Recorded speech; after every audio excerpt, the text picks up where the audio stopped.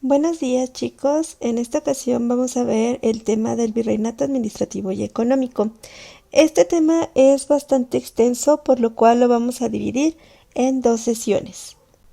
Recuerden que las instrucciones son las de siempre, el trabajo es individual, deben de poner fecha, título de aprendizaje esperado, copiar el apunte del tema tratado, el cual es obligatorio, en este caso va a ser un organizador gráfico, realizar las actividades solicitadas respetando el formato, subir fotos claras en sentido vertical a Google Classroom y recuerden que la fecha de entrega de este trabajo es el 11 de mayo del 2021 a las 11:59 de la noche.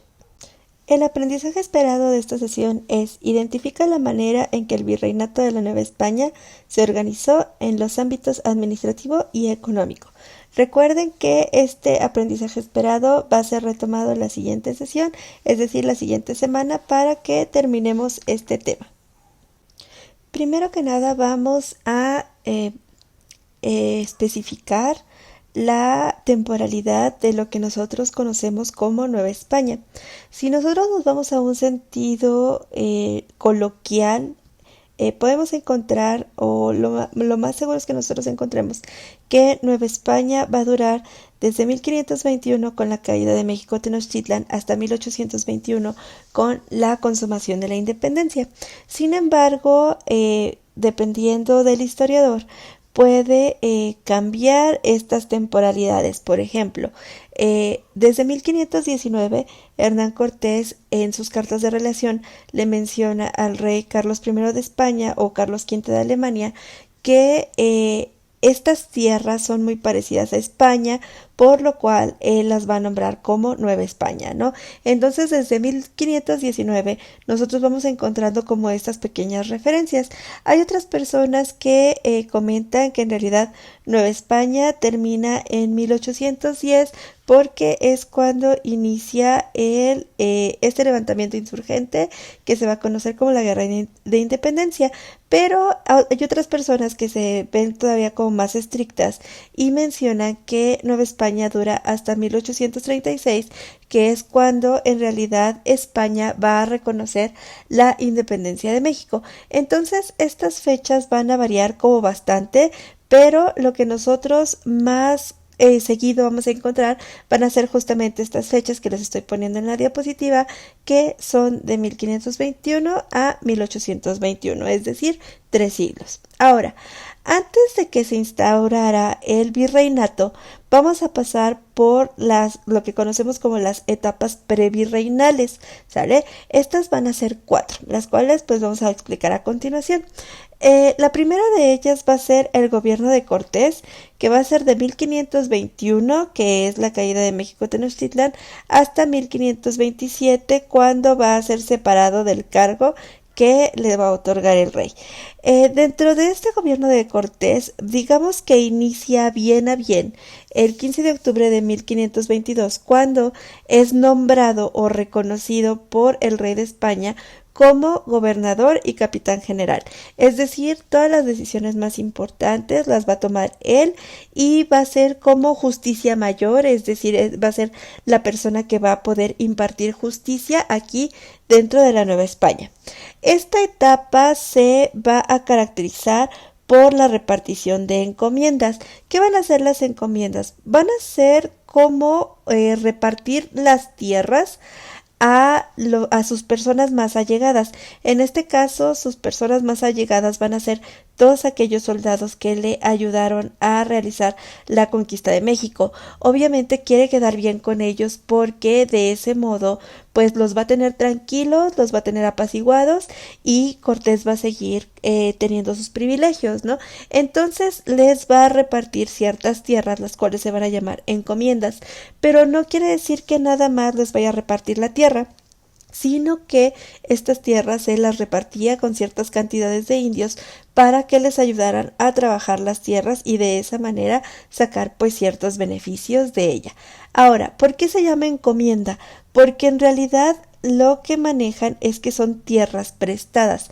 En realidad las tierras no le pertenecen a Hernán Cortés, le van a pertenecer al rey. ¿no? Entonces el rey va a ser el dueño de todas estas tierras, sin embargo, hay una figura que se llama encomienda, en las cuales el rey supuestamente presta estas tierras para que los soldados o personas que hayan hecho un logro muy o una hazaña muy importante, pues saquen beneficio de estas tierras, ¿no? Sin embargo, no va a ser tierra del soldado, sino que es tierra del rey, la cual se las presta a los soldados para que de esta manera puedan subsistir.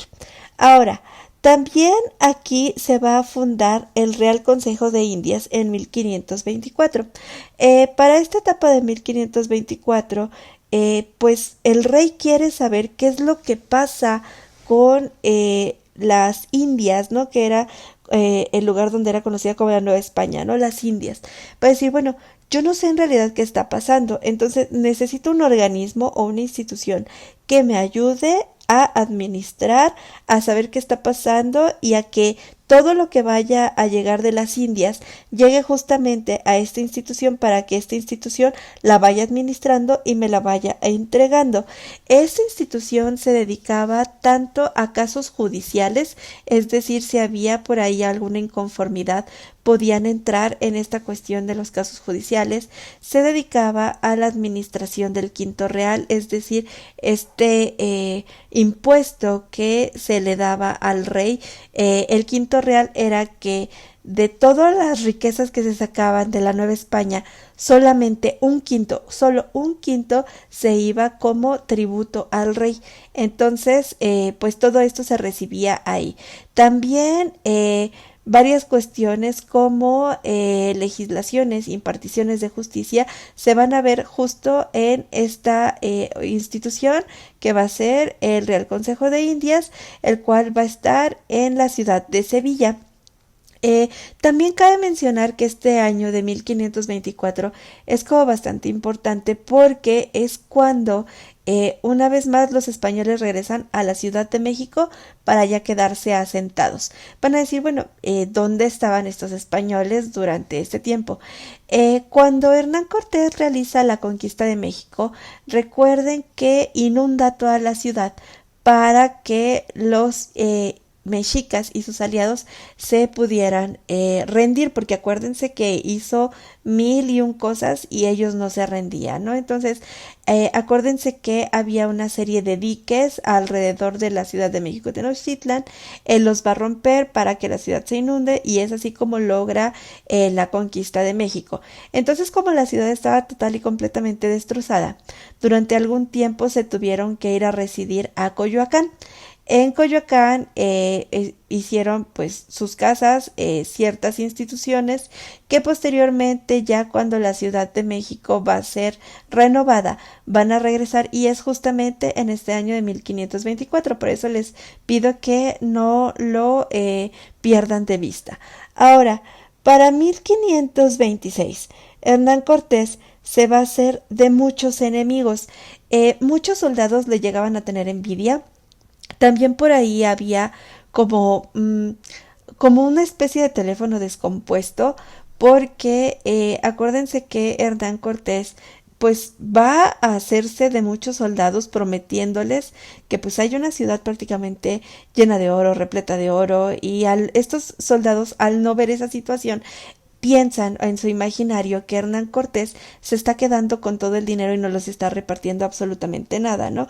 Entonces esto le va a crear como muchos enemigos y estos van a acusarlo con el rey. Lo van a acusar, le van a llegar como muchos mensajes al rey que Hernán Cortés pues prácticamente lo está traicionando, que está guardando tesoro, que no le quiere decir al rey que existe, que tampoco lo quiere repartir entre los soldados. Empezaron muchos chismes en contra de Hernán Cortés, los cuales muchos en realidad no eran ciertos. Sin embargo, pues ya cuando el río suena es porque agua lleva, ¿no? Entonces al rey como que le empezaron a prender como estos focos rojos en donde dice, bueno, Hernán Cortés ya se volvió una persona bastante poderosa, entonces en cualquier momento como que puede voltear la espalda y eso no me conviene a mí. Hernán Cortés había estudiado leyes en la Universidad de Salamanca. Sin embargo, él no terminó la carrera, pero vamos, o sea, conocía acerca de leyes, entonces era como muy hábil para zafarse de todo esto que se le estaba imputando. Sin embargo, la manera en que lo pudieron como agarrar fue por medio de que cuando está aquí en México, su primera esposa fallece en circunstancias muy extrañas, ¿no? Entonces, va a ser justamente por el fallecimiento de su esposa que lo van a agarrar y van a hacerle este juicio de residencia en donde lo van a acusar a él del asesinato de su primera esposa, que va a ser Catalina Suárez, y para 1527 va a ser separado de su cargo. Sin embargo, a pesar de que era separado de su cargo, digamos que él no lo aceptó y durante mucho tiempo estuvo yendo y viniendo de la Nueva España a España para tener audiencias con el rey y de esa manera tratar de recuperar todo aquello que él había logrado. Es más, cuando el virrey, el primer virrey llega a México, pues todavía estaba Hernán Cortés y digamos que era muy respetado y tenía como bastantes privilegios y eso le costó como un poquito de trabajo al primer virrey justamente tratar de quitarse esa imagen de Hernán Cortés. Hernán Cortés va a fallecer en circunstancias muy feas, ¿no? Todo lo que él ganó, digamos que para los últimos años de su vida, pues le fue arrebatado. Entonces, toda la gloria que él tuvo en algún momento por cuestiones de chismes, por malas administraciones, por cuestiones de miedo al poderío que él tenía, se las van a quitar y va a fallecer en la total y completa pobreza. Posteriormente al gobierno de Cortés, pues la Nueva España no se puede quedar sin ningún gobierno, entonces van a implementar lo que se conoce como la primera audiencia, que va a ser de 1527 a 1530. El presidente de esta audiencia va a ser Nuño de Guzmán de Beltrán. Sin embargo, esta persona también era un conquistador y una de las personas más críticas de Hernán Cortés. Esta persona sí va a ser como ambiciosa y se puede decir que mala, porque en realidad lo que él quería era poder, ¿no? O sea, una vez ya quitando a Hernán Cortés, pues él se vio con la oportunidad de tener muchísimo poder y llevó a la Nueva España a una pésima administración. Aquí se dieron como muchos abusos a los indígenas, los cuales pues ellos ya contaban con derechos por parte de la corona, los cuales Nuño de Guzmán no quería acceder. Entonces los indígenas eran bastante maltratados, se llevaron a quitar privilegios a los conquistadores. Al rey ya no le gustaba como mucho esto de las encomiendas, entonces trató de quitarlas, es decir, les puso un alto para que las encomiendas ya no se pudieran heredar. Y debido a esta pésima administración, Nuño de Guzmán va a ser retirado del cargo y se va a llegar a la segunda audiencia, la cual va a ser de 1530 a 1535, en donde el presidente va a ser Sebastián Ramírez de Fuenleal, que era una persona bastante preparada, que llevó una muy buena administración y se llevaron a cabo las creaciones de monasterios, de pueblos, de colegios, de obras públicas en general, ¿no? Carreteras, puentes, caminos, todo aquello que pudiera comunicar a todo este enorme territorio para que así se pudiera sacar pues el mayor provecho posible acerca de él. Digamos que Sebastián Ramírez de Fuenleal vino pues a arreglar todo aquello que hizo mal Nuño de Guzmán, y también se dio mucho a la defensa de los indígenas, que yo les había comentado que eran considerados como menores de edad, personas a las que se les tenía que enseñar todo, ¿no? Desde cómo comportarse hasta qué creer y demás, ¿no? Entonces es aquí cuando a los indígenas se les da como un poquito más de privilegios, ¿no? Teniendo en cuenta los derechos que ellos tenían. Acuérdense que ellos no podían ser juzgados por la Inquisición porque eran personas que no sabían la verdadera religión y en vez de castigarlos, pues se les tenía que ayudarlos y acercarse a esta religión católica. Por último, chicos, ya para 1535 se va a instaurar la institución del virreinato aquí en la Nueva España, en donde el virrey va a ser el representante del rey en Nueva España, ¿no? Entonces, digamos que era como una especie de representante en donde todo aquello que se le quisiera decir al rey o todo aquello que se le quisiera festejar al rey, pues en realidad se le festejaba al virrey. Sin embargo, al ser un cargo tan importante, tenía que haber una manera de controlarlos y estos controles se van a hacer por medio de los visitadores. Los visitadores van a ser enviados desde España por el rey de sorpresa para que se dieran cuenta de los manejos que estaba haciendo el virrey, sobre todo como era pues prácticamente cruzando el océano, pues muchas cosas se perdían, ¿no? El rey no se enteraba de muchas cosas. Es por eso que mandaba visitadores sorpresa, los cuales pues le iban a comunicar qué tal estaba funcionando el virrey en esos momentos y si ellos consideraban que el virrey no estaba funcionando bien, pues lo quitaban, ponían un virrey provisional que normalmente era un arzobispo y posteriormente ya el rey desde España enviaba un nuevo virrey. También va a ser el presidente de la Real Audiencia, en donde la Real Audiencia va a ser a esta institución que va a impartir justicia, es decir, donde se van a llevar a cabo los juicios. El primer virrey va a ser Antonio de Mendoza, que va a ser una de las personas más allegadas al rey, porque el rey necesitaba a alguien de su entera confianza para hacerse cargo de este territorio tan grande, tan nuevo y tan vasto. Y por último, chicos, también dentro de este primer virreinato se va a fundar la Real y Pontificia Universidad de México, que es como el antecedente más viejito de la UNAM, y también se va a traer la primera imprenta y se va a traer la Casa de Moneda. Entonces, este primer virrey pues iba a ser como bastante importante y tan buena va a ser su función que posteriormente lo van a mandar de virrey al Perú. Con respecto a las instituciones virreinales, vamos a ver cómo estaba como el organigrama. La máxima autoridad siempre, tanto en España como en sus dominios, va a ser el rey, ¿sale?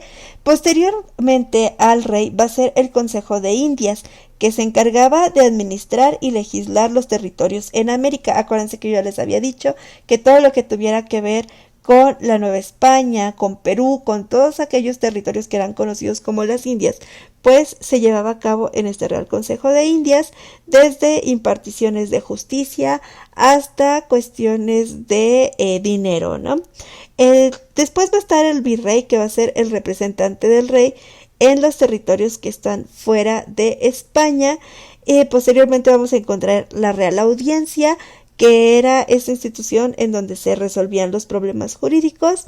Después vamos a encontrar ya instituciones locales, que van a ser gobernadores y alcaldes mayores, que van a ser el gobierno de una provincia o reino dentro de la Nueva España, los corregidores, que van a ser los que van a recaudar los impuestos, y los cabildos o ayuntamientos, que vendrían siendo gobiernos equivalentes a lo que nosotros conocemos como municipios o alcaldías. Y ahora, con respecto al manejo de o la organización de la población, esta se va a dividir en repúblicas y se van a dividir en dos, en repúblicas de indios y en repúblicas de españoles. ¿Por qué se va a dividir en dos? Porque se va a tratar de evitar las malas influencias. Muchos españoles llegaron aquí con la intención de hacerse ricos y venir a la aventura, y en realidad eran personas que eran como buenas para nada, ¿no? Entonces, como que querían venir aquí nada más porque aquí se les vendía la idea de que cualquiera que viniera aquí se volvía rico así de la nada.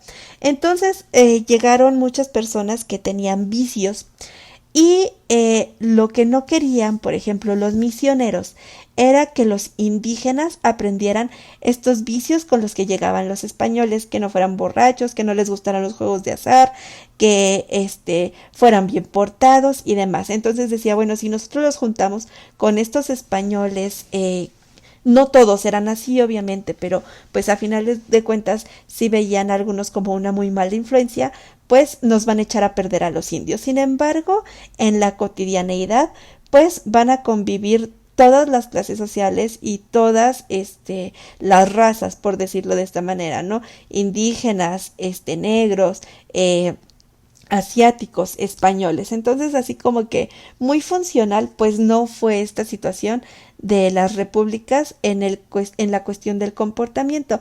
Dentro de lo que sí fue funcional fue en la cuestión de la organización. Las repúblicas de indios van a ser poblaciones indígenas, enteramente indígenas. Los únicos españoles que vamos a encontrar ahí, pues van a ser, por ejemplo, los corregidores, los misioneros, pues los que se dedicaban a la iglesia, sobre todo ellos, ¿no? Sin embargo, los que van a llevar el control de estos pueblos van a ser los caciques que normalmente, que eran indígenas, ¿no? Sin embargo, estos indígenas se dedicaban a la nobleza indígena, eran nobles indígenas, los cuales iban a ayudar con la cuestión de la evangelización, la administración, la recaudación de tributos. Normalmente esta nobleza indígena fue esta nobleza que apoyó a la conquista de México, es decir, por ejemplo, los tlaxcaltecas, ¿no? Que ellos apoyaron enteramente a Hernán Cortés para que se pudiera realizar la conquista de México y pues les dieron ciertos privilegios, ¿no? Que lo cual era como gobernar estas poblaciones indígenas, a eso se les van a llamar los caciques.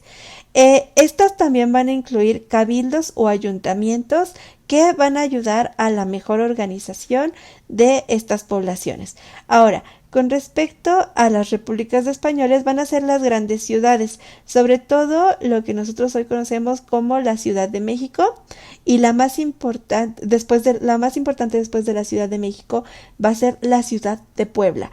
Puebla sí fue erigida como una ciudad enteramente de españoles. Van a tener un aparato administrativo en las cuales van a ser peninsulares o criollos. Sin embargo, los criollos no podían llegar como muy alto en la escala social, es decir, nunca podían haber sido virreyes o oidores de esta real audiencia o gobernadores o alcaldes mayores. A lo más que podían aspirar los criollos era ser corregidores, ¿sale? Y también van a tener sus cabildos o ayuntamientos. Chicos, la verdad es que este tema es muy amplio, muy extenso y es uno de los temas que a mí más me encanta porque es mi especialidad. Siento que hablé mucho, sin embargo, si ustedes llegan a tener alguna duda o no queda muy claro algo que yo les estoy explicando, no duden por favor en comentármelo en los grupos de WhatsApp. En esta ocasión la actividad van a ser 3 preguntas de análisis. Tienen que analizar perfectamente bien tanto las preguntas como el tema que yo les acabo de mencionar para que puedan resolverlas, ¿sale? Entonces las instrucciones dicen así: analiza el tema y contesta las siguientes preguntas en tu cuaderno. La pregunta número 1 dice: nombra 2 personas involucradas en esta etapa histórica. ¿En qué se diferencian? Yo les mencioné como varios personajes. Ustedes van a escoger 2, los van a escribir y me van a decir en qué son diferentes, ¿sale? La pregunta número 2: ¿qué partes de este evento fueron controladas por el hombre y cuáles fueron controladas por la naturaleza? Si quieren, pueden retomar el tema de la vez pasada, en donde yo les comenté, por ejemplo, las epidemias, ¿no? Y de esta manera ustedes me pueden decir, mencionarme eventos en los que haya inferido directamente el hombre y eventos en los que haya inferido directamente la naturaleza. Y por último, la pregunta número 3 dice: se dice que la historia se repite. ¿Qué otro evento histórico es similar a este? Ustedes me lo tienen que escribir, ya sea un evento histórico que también haya pasado aquí en México o un evento histórico a nivel mundial. Cualquiera de los dos puede ser. 3 preguntas de análisis muy sencillitas, las cuales ustedes tienen que contestar en su cuaderno. Por último, chicos, pues muchísimas gracias por su atención. Recuerden que este tema lo vamos a continuar en la siguiente sesión y de haber alguna duda, no duden en mencionármelo por los grupos de WhatsApp. Bonito inicio de semana.